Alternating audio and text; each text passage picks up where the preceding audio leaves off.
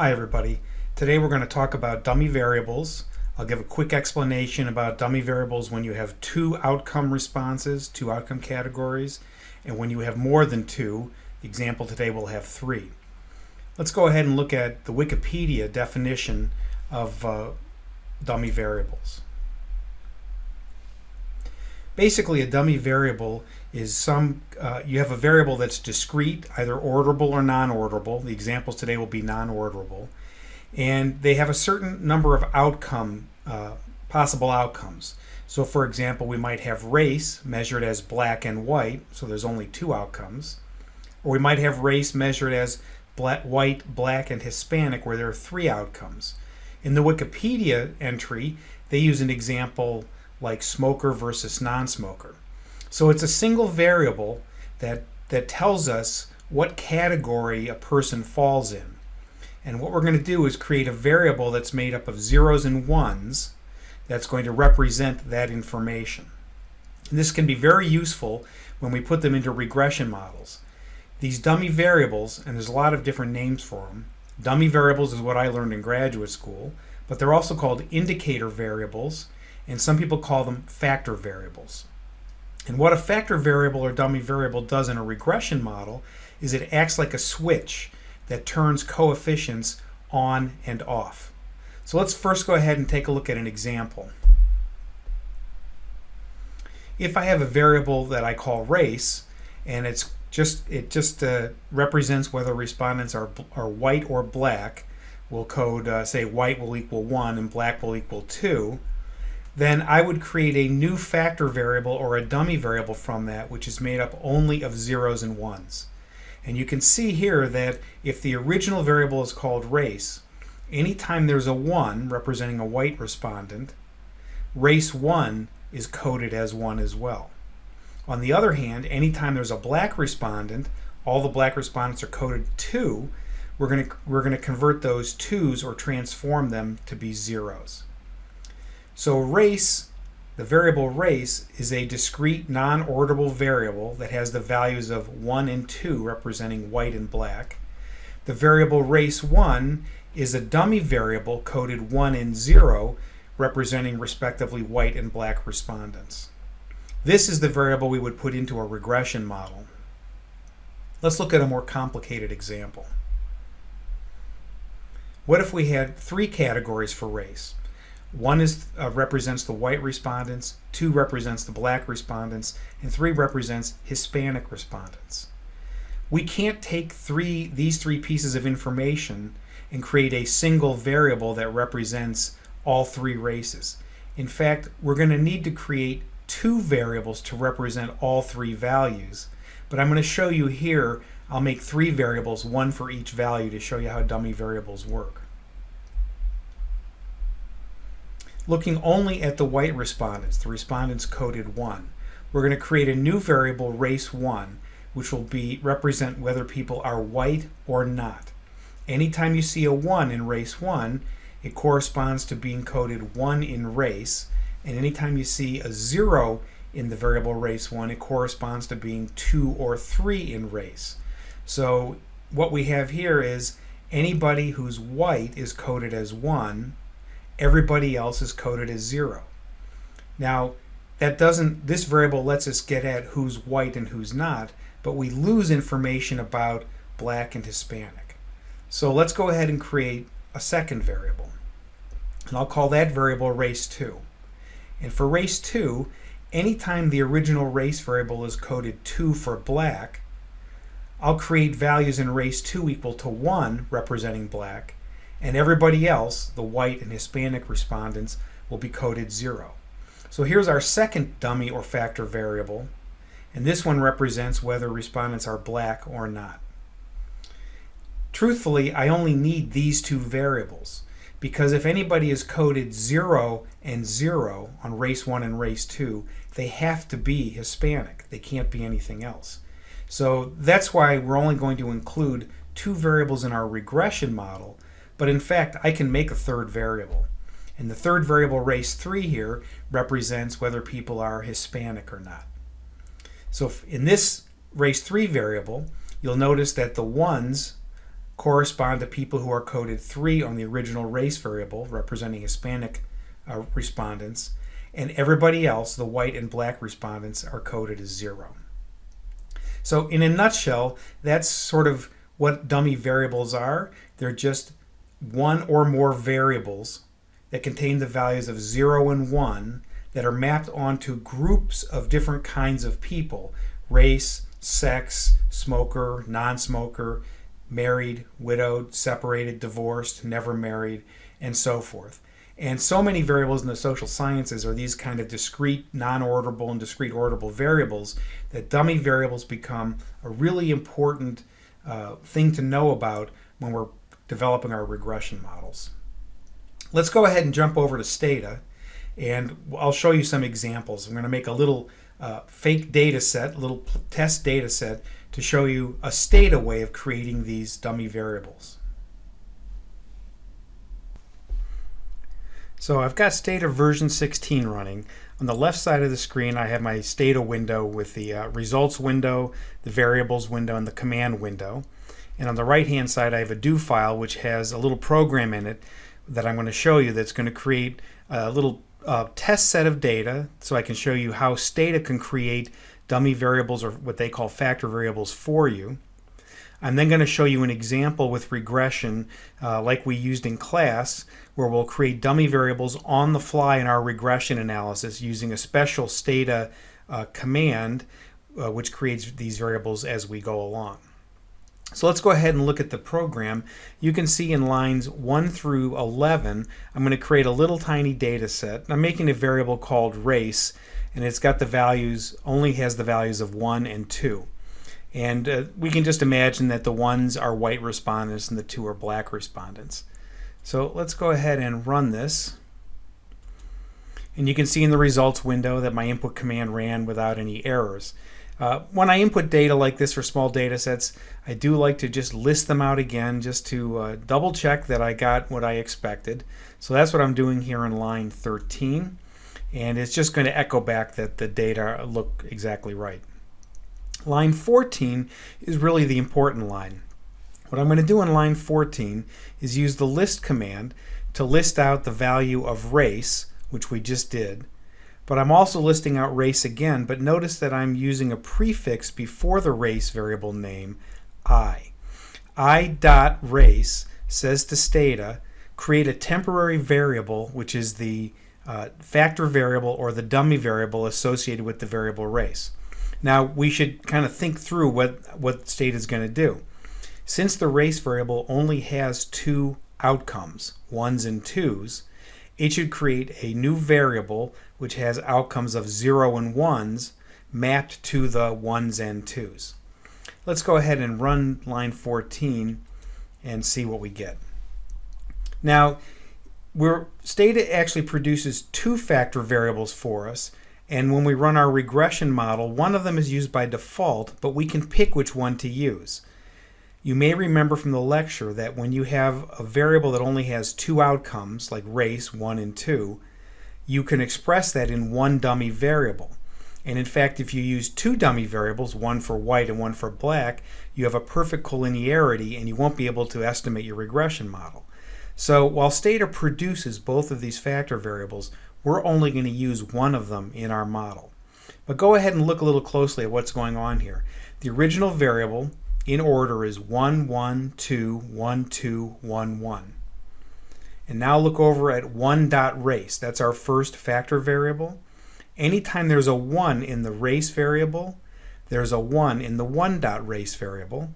And anytime there's a 2 in the race variable, the original variable, there's a 0 in the 1.race variable. The 2.race variable is just the opposite of 1.race. So what 2.race is, if the original race variable was coded 1, values in 2.race are coded 0, and if the original race variable was 2, then those values are recoded to 1 in 2.race. Now, this notation is used in all of Stata's estimation routines, and the one we're going to use today is regression. So anytime we want to put a factor variable into a model, we don't state the name race, we use I.race, and Stata will go ahead and create a dummy variable for us. I'm going to go ahead and load the general social survey. And then in lines 18 through 24, which I'm going to highlight, we're basically going to clear the screen and we're going to run a set of commands that are going to make a new data set or a subset of the data that will have a race variable that has 3 values of race. It'll have only year 2018, and it's going to keep 3 variables: an income variable, a race variable, and a sex variable. I have to do a couple of other things so that these things look nice and will make sense for this example, but mostly that's not the purpose of this video. It's just to make this nice little data set for us. I'm going to clear the screen one more time. And let's go ahead and look at lines 28 and 29. Line 28 uses a user-written command FRE, and if you'd like to use this command, you'll have to download it and install it in your version of Stata. Just go to the command window, type in findit space FRE, and you should find this user-written program that you can install on your computer. Let me go ahead and run this and show you why I like it.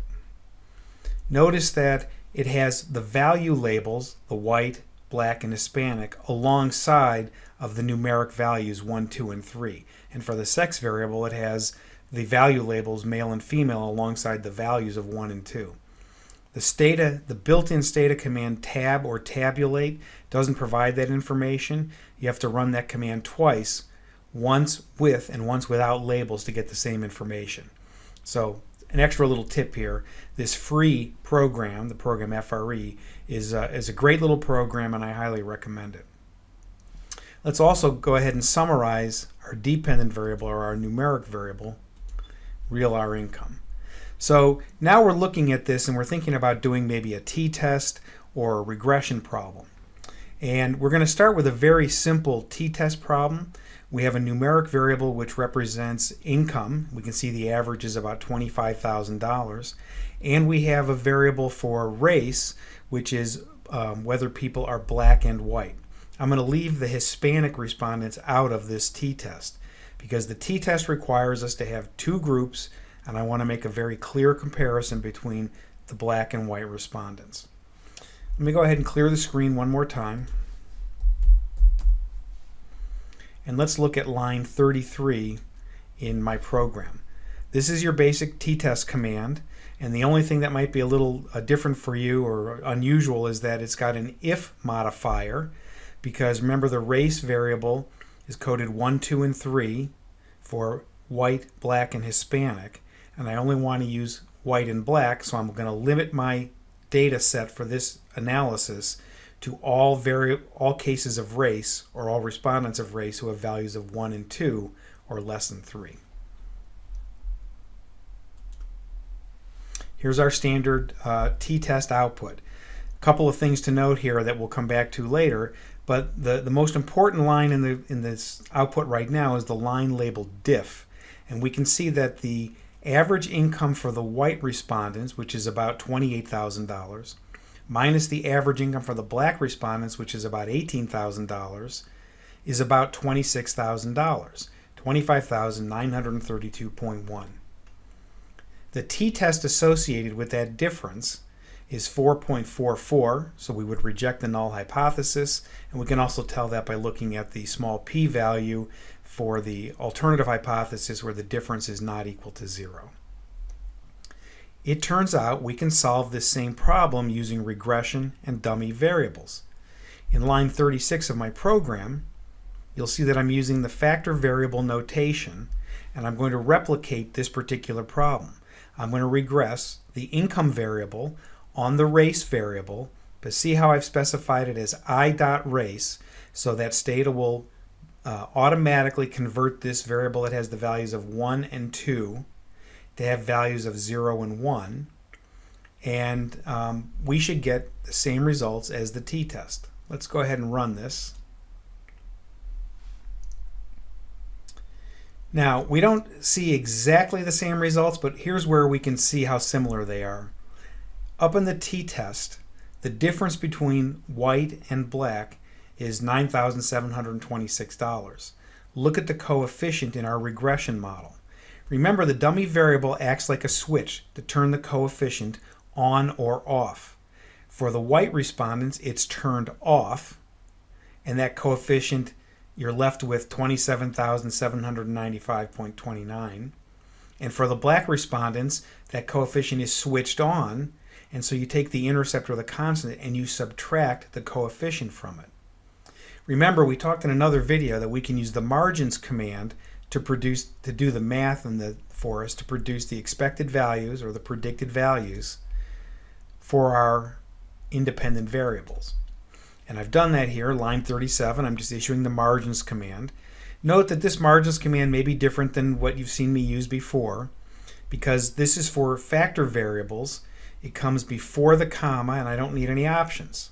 Anytime Stata sees the word margins and a variable name after it, if that variable is a discrete variable that was in your regression model, Stata will go ahead and figure out the expected values for every group or category of that factor variable.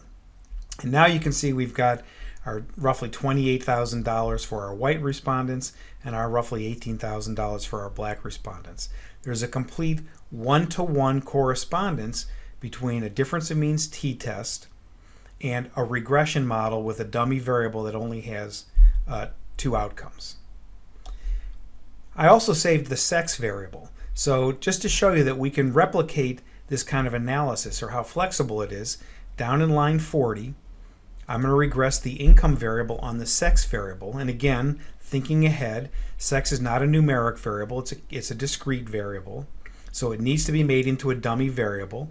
We showed above how it has values of 1 and 2, so we're going to have to remap those to be 0 and 1.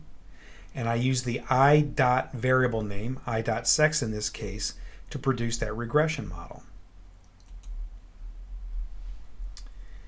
This regression model has a coefficient of -9965. So now when we put this model together, think of again the dummy variable as a switch, turning that coefficient on and off. Stata created a dummy variable where men are coded 0 and women are coded 1. So for the men, that -$9,965 gets switched or turned off, and we can see that their expected or predicted value is $30,451.78. For the women, we switch that coefficient on. We take the difference of the intercept or the constant. We actually add the negative value because it's the women are on average earn nearly $10,000 less than men. So we'll subtract that $10,000 from the intercept, and we can do that using the margins command. And we can see that the expected income for women on average is about $20,500, where for the men it's closer to $30,500. And that's about our $10,000 gap. We can do one last thing here while we're playing with these variables. This is the second example we talked about in class, and that is we can put two dummy variables in the model at the same time. And down here in lines 44 through 46, I'm going to do that. So in line 45, I'll regress the income variable on the factor variable of race and on the factor variable of sex. And again, I'm going to restrict my sample to have only white and black respondents in the model. Then I'm going to issue the margins command, which will show us the predicted values once for race, holding sex constant, and then for sex, adjusting for or holding race constant. I'm going to clear the screen before I do this so we can get a fresh palette here. And let me go ahead and run this. And we get our regression model. Now with two dummy variables in the model, we can see that the average difference between white and black respondents is about $8,700, and the average difference between men and women is about $10,250. We could go ahead and write the whole model out and just substitute in zeros and ones. So we could have, 0, 0, 0, 1, 1, 0, and 1, 1, representing all the combination of races and sex. But the margins command is a much more convenient way to do that. And you can see in our margins table down below, the expected value for white respondents is about $27,600, and for black respondents is about $18,900. For men, the average or expected value is about $31,400, and for women it's about $21,150. So that's an example with two dummy variables in the model, but we also talked about doing interaction terms. I'm not going to do a whole discussion of interaction terms here, but I do want to show you kind of an old-fashioned longhand way to make a single dummy variable that then can be made into a dummy variable.